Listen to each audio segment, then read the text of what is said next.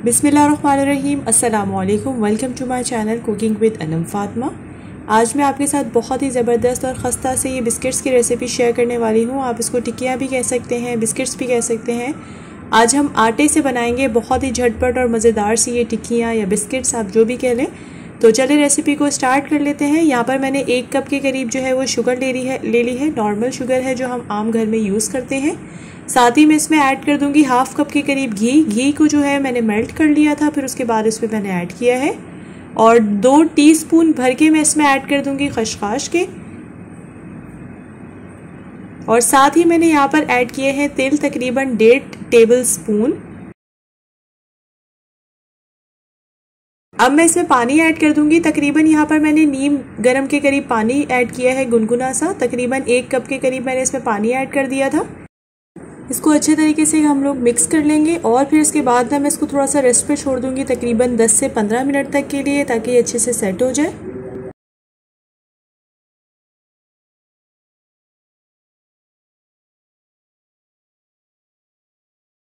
दस मिनट हो चुके हैं। अब मैं इसमें ऐड कर दूंगी आटा। ये मैं नॉर्मल आटा यूज़ कर रही हूँ जो हम आम घर में यूज़ करते हैं ना रोटी पकाने के लिए, वही वाला हम आटा यूज़ करेंगे। आप चाहें तो ब्राउन वाला भी यूज़ कर सकती हैं, बट मैं यहाँ पर वाइट वाला आटा यूज़ कर रही हूँ, तो उसको ऐड कर देंगे। तकरीबन मैंने यहाँ पर 3 कप के करीब आटा यूज़ किया है। और साथ साथ इसको देखिए अच्छे तरीके से हम लोगों ने अब गूंद दे देनी है। और इस तरह से एक अच्छे तरीके से ना हम लोगों ने इसको गूंद देनी है। ज़्यादा सॉफ्ट नहीं होना चाहिए हमारे जो डो है, ना ही ज़्यादा हार्ड होनी चाहिए। नॉर्मल से इसकी देखिए कंसिस्टेंसी होनी चाहिए इस तरह से। और इसको अब मैं कवर करके रख दूँगी। हम इसको कवर करके रख देंगे तकरीबन 10 से 15 मिनट तक के लिए, ताकि जो हमारा आटा है ना वो अच्छे तरीके से जो है वो सॉफ्ट हो जाए। और ये देखिए 10 से 15 मिनट हो चुके हैं। आटा हमारा काफ़ी अच्छे से जो है वो सॉफ्ट हो चुका है। थोड़ा सा जस्ट हम इसको गूंद देंगे।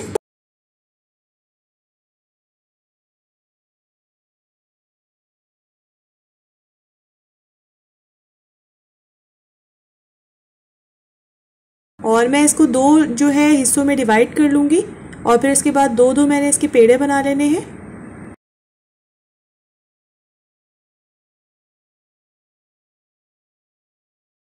सबसे पहले हम लोग अपने काउंटर पे जो है वो ऑयल जो है अच्छे से ब्रश कर लेंगे, ताकि जो हमारा पेड़ा है वो काउंटर से जो हमारे ज़्यादा चिपके नहीं।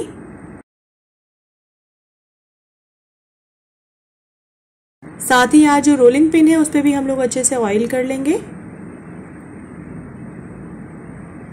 और फिर इसके बाद अच्छे तरीके से हमने इसकी जो एक रोटी टाइप की बेल लेनी है। बहुत ज़्यादा बारीक नहीं हो, बहुत ज़्यादा मोटी भी नहीं हो। आप अपने हिसाब से जो है इसकी जो थिकनेस है वो कर सकते हैं। ज़्यादा थिक करना चाह रहे हैं या थिन करना चाह रहे हैं वो आप अपने हिसाब से कर सकती हैं।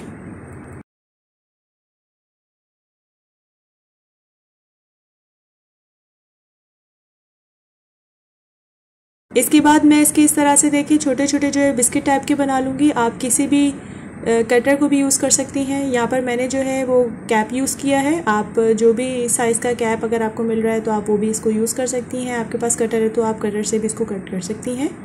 सारे के सारे देखिए हमारे बिस्किट्स जो हैं वो बनके बिल्कुल तैयार हो चुके हैं। सारे के सारे जो बिस्किट्स हैं हम बना के इसको रख देंगे साइड पर।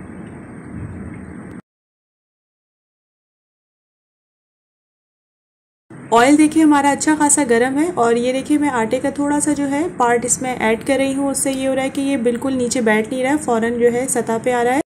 तो इतना ही हमारा जो गर्म होना चाहिए तेल, ताकि हमारी जो टिक्कियाँ हैं या तो हमारे बिस्किट्स हैं वो अच्छे से फ्राई हो जाएं। इसके बाद मैंने फ्लेम जो है वो मीडियम कर दी थी। मीडियम फ्लेम पर अब इसको मैं 4 से 5 मिनट तक के लिए अच्छे तरीके से कुक कर लूँगी।